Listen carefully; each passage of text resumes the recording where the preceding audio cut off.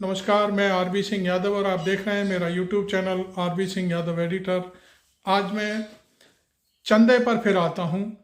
जो चंदा मिला है वो किस किस को मिला है और कितना मिला है, ये सारी चीज़ें हम भाई रवीश कुमार के साथ देखेंगे। और लेकिन मैं आपको बता दूं, आज सुप्रीम कोर्ट में एक बार फिर एसबीआई को बहुत ज़बरदस्त डांट पड़ी है। उसने बहुत सारे मसले छुपाए हैं। जो पूरा जो ऑर्डर था सुप्रीम कोर्ट का, उसको माना नहीं है। और उसमें जो बॉन्ड के ऊपर जो डिजिटल नंबर होता है उसको छुपा लिया गया है, जिससे मिलान नहीं हो पाता और किसको कितना चंदा मिला, किसने बॉन्ड को भुनाया। तो ये सारी चीज़ें आज पूरा पर्थ खोलेंगे हम भाई रवीश कुमार के साथ। देखिए ये मेरा वीडियो। तो अभी हम चालू करते हैं, देखिए। नमस्कार, मैं रवीश कुमार। जो राम को लाए हैं इस गाने के बहाने उनको सत्ता में लाने का जो भी गाना गा रहे थे और गा रहे हैं, उन सभी से मेरी गुजारिश है कि आज उनको ले आए जो इलेक्टोरल बॉन्ड को लाए थे। उनसे गाकर पूछा जाए, क्यों छुप छुप कर फिरते हो, क्यों बच बच कर रहते हो, ये तो बताओ तुम किस लिए लाए थे, किस किस से कितना तुम छुप छुप कर खाए थे, किस किस को डराए थे, किस किस को सताए थे। आओ खुलकर तुम बॉन्ड को लाए थे। धंधा चंदे का तुम ही तो लाए थे, अब तुम ही गायब हो जब भांडा फूटा है। देश को बताओ ना किस किस ने लूटा है। पूछ रहे हैं सब तुमसे, तुम किन्ने लुकाए हो, इतना ही खाए हो या औरो छुपाए हो। बॉन्ड की होली में तुम कितना नहाए हो, किस किस से खाए हो, किस किस को खिलाए हो।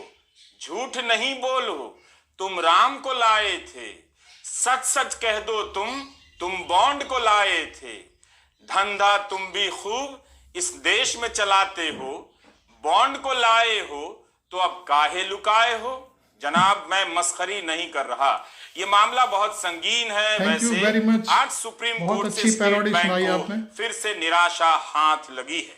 यह इतना बड़ा घपला पकड़ाया है कि मुमकिन नहीं कि एक ही वीडियो में सारी बातों को समेट दें। हम इस विषय पर कई वीडियो के साथ हाजिर होने जा रहे हैं। आप बस अपने भीतर देखने और इस फ्रॉड को समझने का धीरज पैदा कर लीजिए और हमारा लिखा गाना ध्यान से सुनिए। हो सके तो गा गा कर गांव-गांव पहुंचा दीजिए। भले ही हिंदी के अखबार और पत्रकार इस खबर की हत्या कर दें, मगर ये वाकई दुनिया की सबसे बड़ी स्टोरी है, सबसे बड़ा लोकतांत्रिक चुनावी घपला है। आप सभी का फर्ज बनता है कि इस घोटाले को गांव-गांव तक और जन-जन तक पहुंचाएं। इस वीडियो को अपनी हाउसिंग सोसाइटी के ग्रुप में जरूर शेयर करें। क्या देश के लिए आप एक व्हाट्सएप ग्रुप से डिलीट होने का रिस्क भी नहीं ले सकते? चुनाव आयोग ने जो डेटा दिया उसमें एक बेईमानी 14 मार्च की रात ही पकड़ ली गई। यही कि स्टेट बैंक ऑफ इंडिया ने बॉन्ड का यूनिक नंबर नहीं दिया, जिसे मिलाकर साबित किया जा सकता था कि इतने करोड़ का बॉन्ड किस पार्टी ने भुनाया है और उस बॉन्ड को किस कंपनी ने खरीदा था। आज सुप्रीम कोर्ट ने यह कांटा भी दूर कर दिया और कह दिया कि स्टेट बैंक ऑफ इंडिया को यूनिक नंबर देना होगा। तो अब इसी के साथ किसका पैसा किसे मिला सब साबित हो जाएगा और आपको बहुत कुछ जानने का मौका मिलेगा। ये बहुत बड़ा फैसला है और बार बार नाक कटवाने पर तुले स्टेट बैंक को बहुत बड़ा झटका लगा है। ये कैसा बैंक है, मतलब कसम ही खाकर बैठा है। एसबीआई को नोटिस जारी हो गया है, बस मालिक नाराज तक उसको इसका जवाब देना है। याचिका चुनाव आयोग की डांट पड़ गई स्टेट बैंक को। जब अच्छे दिन आते हैं तो यही सब होता है। बार बार जुगाड़ निकाला जा रहा है कि किसी तरह कुछ भी छिपा लें, सब ना बताएं। स्टेट बैंक ऑफ इंडिया ने मार्च 2018 से मार्च 2019 के बीच का डेटा नहीं दिया है, क्योंकि इस बारे में कोर्ट का आदेश नहीं था। ये कहा है यह करीब 2,500 करोड़ का मामला है। जो आंकड़े दिए गए हैं वो केवल 1 अप्रैल 2019 से 15 फरवरी 2024 के बीच के हैं। 12,516 करोड़ रुपए के बॉन्ड इस दौरान खरीदे गए। इसमें से 6,000 करोड़ से भी अधिक की राशि कुल 20 दानदाताओं ने खरीदी है। यूनिक नंबर आते ही राजनीतिक संबंध तेजी से स्थापित किए जाने लगेंगे। वैसे भी छपी छापों और संबंधों की खबरें काफी कुछ बता रही हैं कौन किसके करीब है। किसी का पता चल रहा है कि पहले छापे पड़े, फिर उसने बॉन्ड खरीदे, किसी ने बॉन्ड खरीदा तो उसे सरकार ने बाद में ठेका दिया। भारत में 16 लाख से अधिक रजिस्टर्ड कंपनियां हैं और इलेक्टोरल बॉन्ड खरीदने वाली मात्र 1300। ये नंबर भी बताता है कि मुट्ठी भर लोगों का सत्ता के केंद्र से कितना गहरा असर हो गया है। अब आप इसे देखिए, इसमें कई बुलबुले बने हैं। कुछ बड़े बुलबुलों को देखिए। सबसे बड़ा गोला फ्यूचर गेमिंग का है, जिसने सबसे अधिक 1368 करोड़ के बॉन्ड खरीदे। इसके बाद मेघा इंजीनियरिंग का बबल है, जिसने 966 करोड़ के बॉन्ड खरीदे। गुलाबी रंग में हल्दिया एनर्जी का बुलबुला है, जिसने 377 करोड़ का बॉन्ड खरीदा। उससे छोटा बुलबुला वेदांता ग्रुप का है, जिसने 376 करोड़ का बॉन्ड खरीदा। वेस्टर्न यूपी पावर ट्रांसमिशन ने 220 करोड़, भारतीय एयरटेल ने 198 करोड़ और केवेंटर फूड पार्क ने 195 करोड़ का चंदा दिया, बॉन्ड खरीदा। इसके अलावा इस तस्वीर में कई छोटे छोटे बुलबुले आपको नजर आ रहे हैं। इनकी कहानी अभी सामने नहीं आई है। बड़े बड़े बुलबुलों को देखकर आपको लगेगा कि इनकी संख्या बहुत कम है, यानी 16 लाख कंपनियों में बॉन्ड खरीदने वाली कंपनियों की संख्या 1300, और इसमें से भी जो बड़ी राशि देने वाली कंपनियां हैं उनकी संख्या मुश्किल से 20 या 50 भी नहीं। ये बुलबुले बता रहे हैं कि सत्ता के गलियारे में मुट्ठी भर लोगों का राज रहता है। इसे ही सत्ता और धन का केंद्रीकरण कहते हैं। किसी संदर्भ में ओलिगार्की कहते हैं तो किसी संदर्भ में कॉकस, प्लूटोक्रेसी, क्लेप्टोक्रेसी का भी इस्तेमाल होता है। कुल मिलाकर धनिक और भ्रष्ट लोगों का तंत्र है ये। सबसे अधिक बॉन्ड खरीदने वाली वो कंपनियां हैं जिनका सरकार के बिना काम नहीं चल सकता। खनिज, धातु, टेलीकॉम, ड्रग्स, फार्मा सेक्टर के लिए काम करने वाली कंपनियां जिन्हें लाइसेंस की जरूरत पड़ती है। ऊर्जा, इंफ्रास्ट्रक्चर और इंजीनियरिंग के हैं तो सरकार से प्रोजेक्ट चाहिए। इस पाई चार्ट से आप साफ साफ समझ जाते हैं कि सबसे ज्यादा चंदा बीजेपी को मिला है और उसी का बड़ा हिस्सा दिख रहा है। उसके बाद तृणमूल कांग्रेस है और भारतीय राष्ट्रीय कांग्रेस। राजनीतिक दलों में भी कुछ ही को पैसे मिले हैं। मतलब यह हुआ, कुछ कंपनियां ज्यादा चंदा देकर अपने लिए बड़ी राहत लेती हैं, दूसरी कंपनियों को मैदान से बाहर कर देती हैं। चंदा जाता है बीजेपी को और एक दो अन्य दलों को। इस तरह बाकी दल कमजोर हो जाते हैं। MIT के प्रोफेसर द्वैपायन बनर्जी ने हमारे लिए ये ग्राफिक्स बनाए हैं। हम आभारी हैं। भैया, एक ही पार्टी का राज रहेगा, फायदा किसका होगा? सबसे अधिक बॉन्ड खरीदने वाली कंपनी फ्यूचर गेमिंग है। यह कंपनी तब ज्यादा चंदा देती है, यानी बॉन्ड खरीदती है, जब इसके यहां आयकर और ईडी के छापे पड़ते हैं। यह कौन सी पारदर्शिता है कि जिस कंपनी के यहां फ्रॉड की जांच होती है वो बॉन्ड खरीदने लग जाती है। मतलब भाई अपना है तो बहुत उस्ताद, कलाई दबाकर मुट्ठी खुलवा देता है। ये टेक्निक या टैक्टिस अपने पाले के लोगों के साथ भी आजमाई गई है और अपने पाले में लाने के लिए भी आजमाई गई है। आप कहेंगे पर इलेक्ट्रल बॉन्ड से तो आपको भी फायदा हुआ। बीजेपी को 6000 करोड़ रुपया मिला के राष्ट्रीय और आपको 1400 करोड़ रुपया मिला। ये बात सही है, हम इनको इनकार नहीं कर रहे हैं कि हमको 1400 करोड़ रुपया मिला है चंदे में, हम भाग नहीं रहे। पर एक बात मैं आपको याद दिला दूं, ईडी, सीबीआई, इनकम टैक्स हमारे हाथ में नहीं है। हम किसी को धमकी नहीं दे सकते, डरा नहीं सकते। और दूसरी बात, हम बड़े बड़े 10 साल से हम सत्ता में नहीं है। बड़े बड़े हाईवे प्रोजेक्ट, बड़े बड़े पावर प्रोजेक्ट, बड़े बड़े बंदरगाहों के प्रोजेक्ट, बड़े बड़े एयरपोर्ट, हवाई अड्डों के प्रोजेक्ट हम नहीं दे रहे हैं, मोदी की सरकार दे रही है। तो हम इस स्थिति में नहीं हैं कि हम कॉन्ट्रैक्ट दे सके या कोई पब्लिक सेक्टर कंपनी को बेच सके या ईडी और सीबीआई का इस्तेमाल करके धमकी देकर उनसे हफ्ता वसूली कर सके। यही है बीजेपी और कांग्रेस के बीच में अंतर।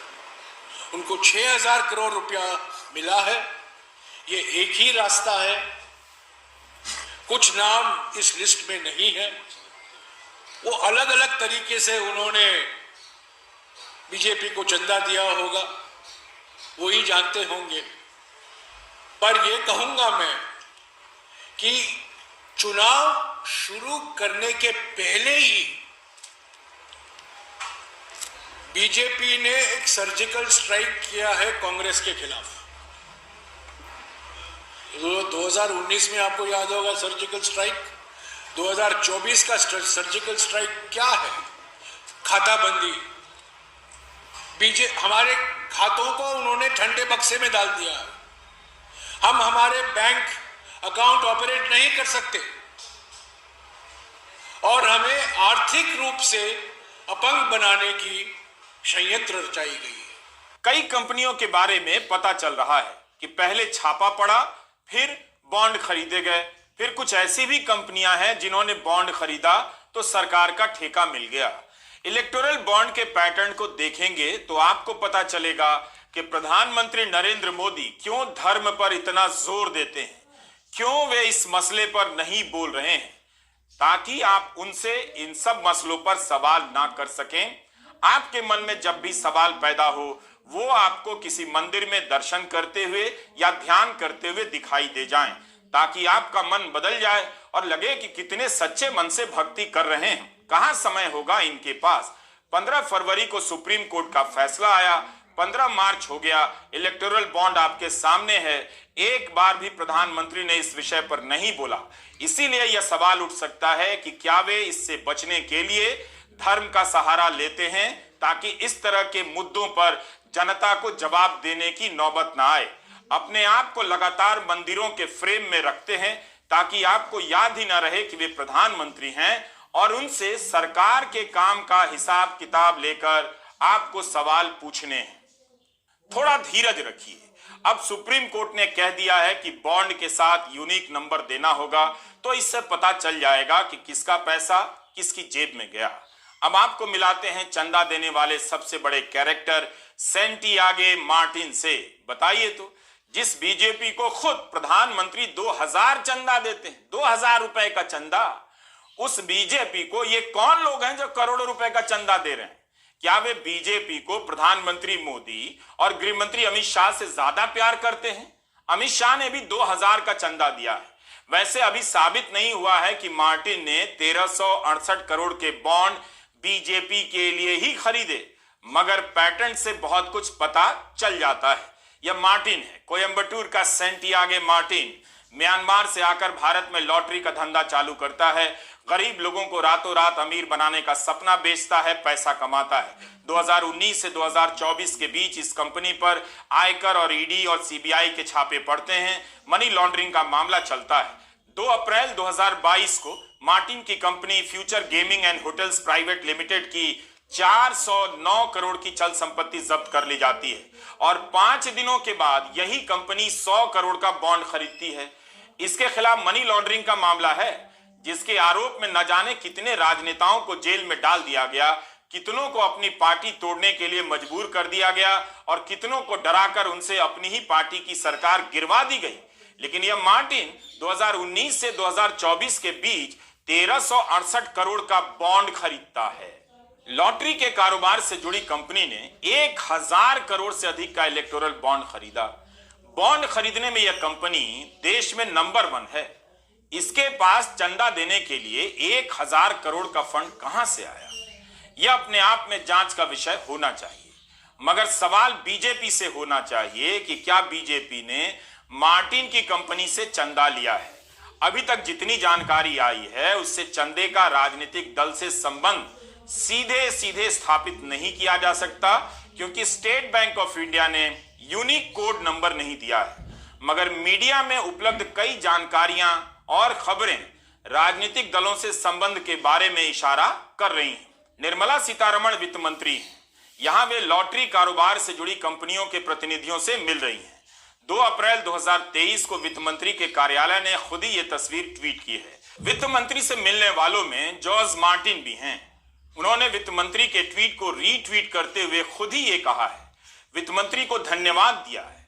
कहते हैं कि लॉटरी का बाजार भारत में खुलना चाहिए, इससे 5 करोड़ रोजगार पैदा होंगे। भारत सरकार को 1.25 करोड़ से अधिक की जीएसटी मिलेगी। यह खबर 2015 की है और इंडियन एक्सप्रेस की। सैंटियागो मार्टिन का बड़ा बेटा चार्ल्स जॉर्ज मार्टिन बीजेपी में शामिल हुआ है। एक साधारण से कार्यक्रम में इसे बीजेपी में शामिल कराया गया। रिपोर्ट में लिखा है कि चार्ल्स मार्टिन ने 3 महीने पहले भाजपा में शामिल होने की इच्छा जताई थी। 2014 में जिस दौरान सैंटियागो मार्टिन 8 महीने के लिए जेल में था, उसके खिलाफ सीबीआई की चार्जशीट दर्ज की जा रही थी। उसी समय उसकी पत्नी प्रधानमंत्री मोदी के साथ कोयम्बतूर में मंच साझा कर रही थी। बताइए, आखिर प्रधानमंत्री भ्रष्टाचार में लिप्त पाए गए व्यक्ति की पत्नी के साथ मंच पर क्यों थे, या उनकी पत्नी प्रधानमंत्री के साथ मंच पर क्यों थी? रिपोर्ट में लिखा है कि इसने सिक्किम सरकार को 4,500 करोड़ का चूना लगाया है। इस रिपोर्ट में भाजपा प्रवक्ता का बयान छपा है कि चार्ल्स के पिता पर स्कैम के आरोप हैं, मगर वो नाइस आदमी है, नाइस, और मोदी जी और पार्टी का बहुत आदर करते हैं। इंडियन एक्सप्रेस ने केरल की राजनीति का एक प्रसंग विस्तार से लिखा है कि मार्टिन ने सीपीएम के मुखपत्र देशाभिमानी को 2 करोड़ का दान दे दिया। इसे लेकर पार्टी में भारी विरोध हुआ। मुखपत्र के जनरल मैनेजर को हटा दिया गया और विजयन गुट को यह पैसा लौटाना पड़ा। मार्टिन ने डीएमके नेता करुणानिधि की लिखी एक फिल्म को भी प्रोड्यूस किया है। मार्टिन के राजनीतिक रिश्ते रहे हैं, उसका कारोबार कई राज्यों में फैला है।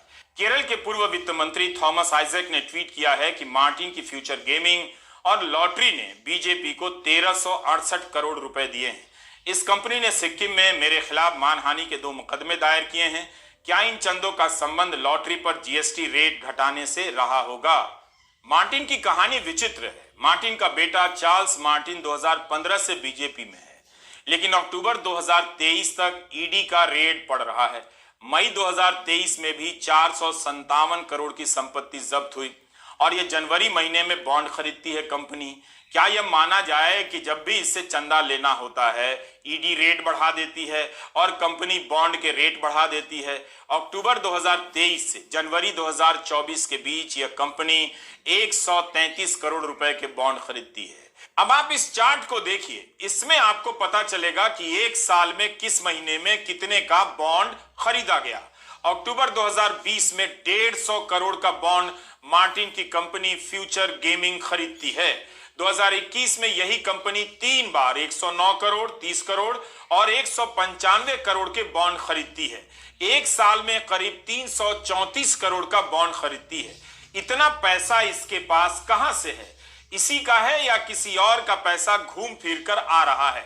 2022 की जनवरी में 210 करोड़ का बॉन्ड ये कंपनी खरीदती है। 3 महीने बाद ये अप्रैल 2022 में फिर से 100 करोड़ रुपए का बॉन्ड खरीदती है। फिर उसी साल जुलाई में 75 करोड़ और अक्टूबर में 105 करोड़, दिसंबर में जाकर 10 करोड़ के बॉन्ड खरीदती है। इस तरह 2022 में 500 करोड़ के बॉन्ड खरीदती है फ्यूचर गेमिंग्स। 2022 में यूपी का चुनाव हुआ था, उसके साथ उत्तराखंड, पंजाब, हिमाचल और गुजरात में भी चुनाव हुए थे। यह तो आपको जानना ही पड़ेगा कि इतना पैसा इस कंपनी के पास चंदा देने के लिए कहां से आ रहा है। यह कंपनी किस पार्टी को पैसा दे रही है? Last over 10 runs needed. उगाही का सिस्टम चल रहा है। एक कंपनी पर छापे पड़ रहे हैं और वही कंपनी करोड़ों के बॉन्ड खरीद रही है। मतलब क्या अंकिलों के चक्कर में आपने अपना दिमाग बिल्कुल ही बंद कर दिया है? रॉयटर्स में कृष्ण कौशिक की रिपोर्ट छपी है। इसमें प्रूडेंट इलेक्टोरल ट्रस्ट के बारे में बताया गया है, जिसने 2013 से करीब $272 मिलियन की राशि का जुटान किया है और इसका 75% भाजपा को दिया है, यानी करीब 1600 करोड़ रुपए। कांग्रेस को जितना दिया है उससे 10 गुना भाजपा को। 2013 में कांग्रेस सरकार ने ही ऐसे इलेक्टोरल ट्रस्ट की स्थापना की ताकि राजनीतिक दलों को चंदा देने में टैक्स की छूट मिल सके। इलेक्टोरल ट्रस्ट के मामले में भी पारदर्शिता के सवाल उठे हैं। इस रिपोर्ट में बताया गया है कि ट्रस्ट को कंपनी से पैसा मिलता है और उसके बाद ट्रस्ट अपने नियमों के अनुसार किसी भी पार्टी को चेक जारी कर देता है। इस रिपोर्ट से यह भी पता चलता है कि फ्यूचर गेमिंग ने 23 और 24 मार्च को प्रूडेंट ट्रस्ट को 50-50 करोड़ के 2 चेक दिए। उसी दिन ट्रस्ट ने ठीक इतनी ही राशि के चेक भाजपा के नाम इशू कर दिए। तो मार्टिन ने इस ट्रस्ट को 100 करोड़ का चंदा दिया। जिस ट्रस्ट के जरिए दिया, उस ट्रस्ट ने 75% राशि केवल बीजेपी को दी और यह राशि 1600 करोड़ की है। इससे तो अंदाजा मिल जाता है कि मार्टिन का 100 करोड़ या तो पूरा का पूरा बीजेपी को गया या फिर 75 करोड़ बीजेपी को गया।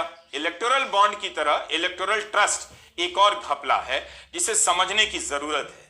लेकिन हमारा सवाल 1368 करोड़ के इलेक्टोरल बॉन्ड पर है जिसे मार्टिन की कंपनी ने खरीदा। तब खरीदा जब आईटी, सीबीआई, ईडी के रेड चल रहे थे।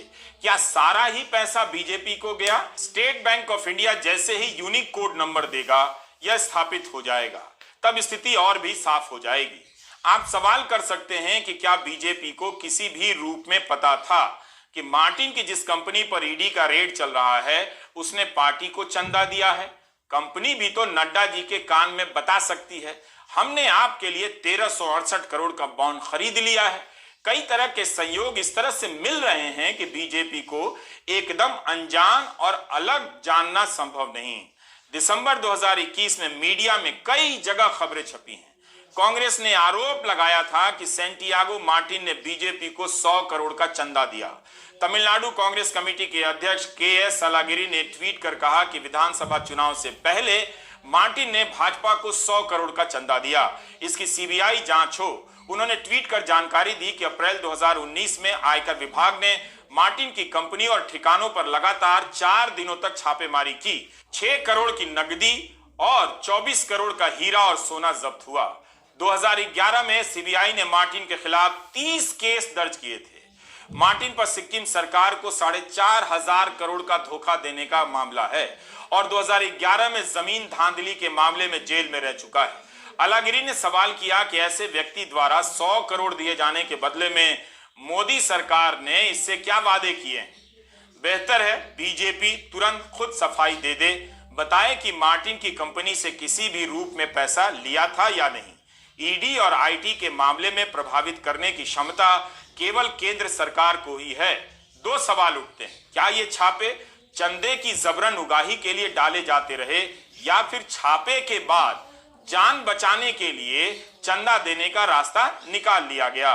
क्या बीजेपी अब गर्व के साथ अपने पोस्टर में बता सकती है कि हम मोदी हैं, मार्टिन ने हमें चंदा नहीं दिया? मोदी और मार्टिन के बीच कोई रिश्ता नहीं है। मार्टिन गरीब लोगों को रातों रात अमीर बनाने का सपना बेचता है, मोदी अच्छे दिन लाने का सपना बेचते हैं। ईडी के मामले में प्रभावित करने की क्षमता केवल केंद्र सरकार को है और सरकार में किसे है यह आप जानते हैं। एक पार्टी को क्या उस कंपनी से पैसा लेना चाहिए जिस पर उसी की सरकार में ईडी की जांच चल रही हो? बेहतर है मोदी मार्टिन का राज बता दें या मार्टिन मोदी जी का।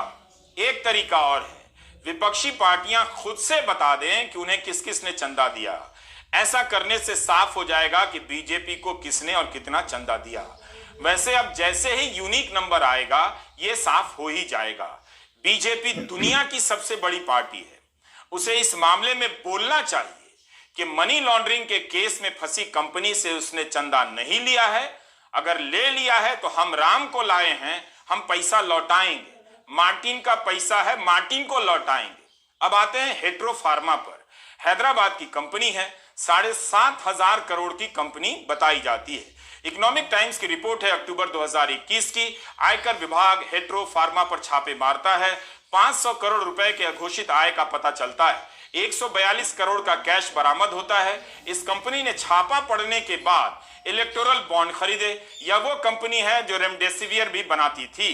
इस कंपनी ने अप्रैल 2022 में 40 करोड़, जुलाई 2023 और अक्टूबर 2023 में 10-10 करोड़ का बॉन्ड खरीदा, यानी कुल 60 करोड़ का चंदा दिया। कई कंपनियां हैं जिन पर छापे पड़े हैं, तब उन्होंने इलेक्टोरल बॉन्ड खरीदे। क्या यह सवाल गलत है कि इन छापों का इस्तेमाल वसूली के लिए हो रहा था? आप ही सोचिए, जिस पर छापा पड़ेगा क्या वो नाचते गाते डांस करते हुए सरकार की पार्टी को करोड़ों रुपए का चंदा देगा? ईडी और आईटी के इस्तेमाल से राजनीति में विधायकों और सांसदों की उगाही की गई, मतलब दूसरे दल से तोड़कर नेता लाए गए। बिजनेस की दुनिया में आईटी और ईडी के इस्तेमाल से धन की उगाही की गई। गोदी मीडिया का एक चैनल है, उसकी मेन कंपनी भी है इस लिस्ट में। 966 करोड़ का बॉन्ड खरीदने वाली ये वो कंपनी है जिसे बॉन्ड खरीदने के बाद 14,000 करोड़ का ठेका मिलता है। मामला बहुत व्यापक है, इसलिए दूसरे वीडियो का इंतजार कीजिए और एक बार सोचिए कि धर्म और राष्ट्र के नाम पर आप बेवकूफ बनाते हैं। मुझे आपसे सहानुभूति है। अगर आप रोना चाहते हैं तो मेरा कंधा आपके लिए हाजिर है। नमस्कार, मैं रवीश कुमार।